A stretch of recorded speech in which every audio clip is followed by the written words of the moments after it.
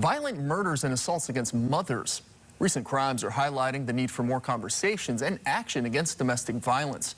Jen Beniza spoke to an expert to find out what we can do to prevent these tragedies. 38-year-old Michelle McPeak was murdered on April 20th. The man charged with beating her to death, her 19-year-old son, Joshua McPeak.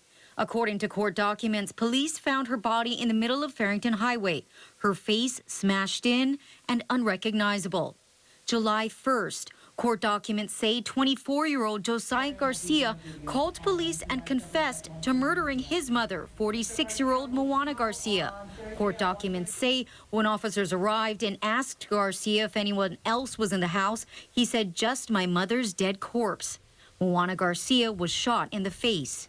And on Thursday, a 29-year-old man was arrested for assaulting his mother and stepfather with a metal pipe. Any kind of act of violence by a family member against a family member is a tragedy. And it's a very important reminder to us as the community that domestic violence is a potentially fatal crime.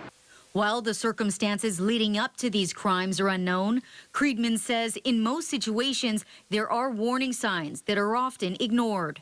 As a culture, we see boys acting with aggression, and we allow it. My guess is there was a range of behaviors in the course of their young adult male lives that people were minimizing or ignoring or looking the other way. She says fear and shame often keep people from speaking up about violence when they're being victimized by a loved one. People are reluctant to get their family members in trouble. They're reluctant to disclose the family secrets. Creedman says the way we view violence has to change, and the stigma surrounding domestic violence needs to end.